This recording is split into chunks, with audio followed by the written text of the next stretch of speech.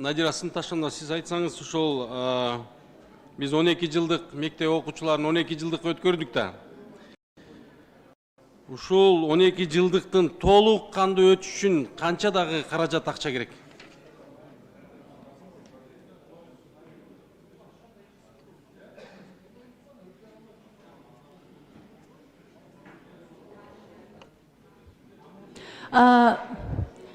Биз толук ушул 12 жылдык системага өтүүдө бул окуу китептери, окуу методикалык комплекстер, мугалимдерди даярдоо.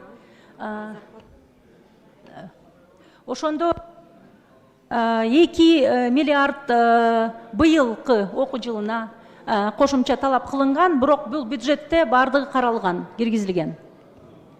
Жо, мен сизге сөз турам эмес, түшүнүп калдыңыз окшойт. Сиз болжолдоп эле сүйлөй бересизби? Сиз Кайра тактап суроону угайынчы анда. Сиз ар бир мындай биздин кесиптештерибиз айткан суроолорго болжолдоп эле жооп берип атасыз.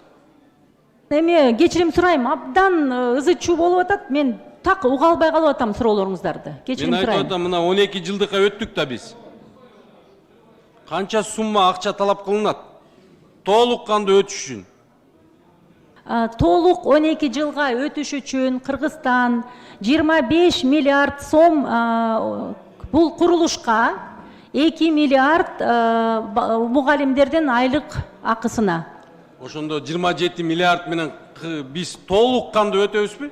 Ооба. Анан бул үзүрүн качан 5 жылдан кийин береби?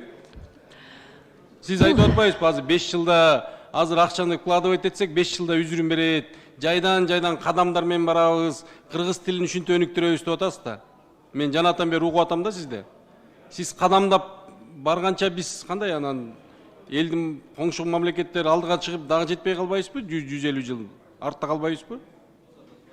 Жок, комплекстүү ыкма кылып атпайбызбы ошон үчүн? Бир жагынан инфраструктурасын жакшыртып атабыз, экинчи жагынан мугалимдердин методикасын окутуп жакшыртып атабыз, үчүнчү жагынан окуу китептерди азыр чыгарып берип атабыз. Анан бул долбоордун алкагында кыргыз тили менен географияны камтып атабыз. Эми мындай комплекстүү эле ыкманы колдонуп атабыз. Ошо 27 миллиарддын ичинен бүгүнкү күнгө канчасын алып койдуңуздар?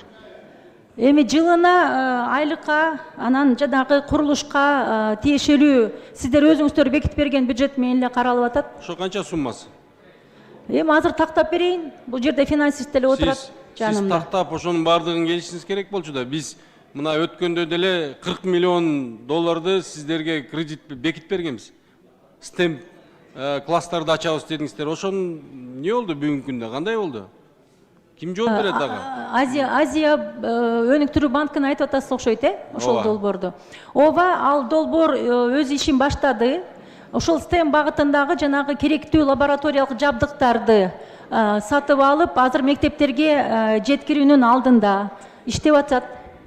Акчаны толук кандуу алдыңыздар? Ошо 40 миллионду толук кандуу алдыңыздарбы? Жок, биз албайбыз. Ал финансы министрлигинде бюджетте турат. Анан тиешелүү процедуралар бүткөндөн кийин, мисалы лабораториялык жабдыктар алынгандан кийин, анан ошол жерден гана финансы министрлиги которот да. Сиз алдында жеткирүү алдында турат деп туруп анан кайра ал элекпиз деп атасыз. Кандай бул? Жок, эми республикалык бюджетте эле тура берет да.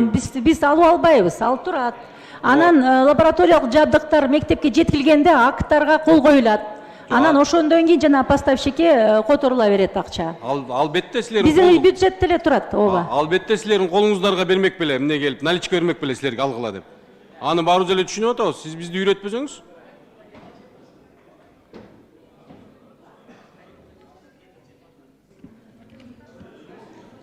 Угулбай атабыз сизге. Урматтуу депутаттар, кичине тынчыраак болосуздарбы? Жооп берип коесузбу? Эле кайра кайталап коюңуз, чукпай калды. Кайталаганда Динара Сынташевна болжолдоп эле жооп бере берет экен да. Мен эме сурооңуздарды так уга албай жатам. Анан эмне, анан сүйлөп айтып коюш керекпи? Жок, анан түшүнгөнүмдү ошо эмнени уксам, ошону кайра жооп бергенге аракет кылып атам.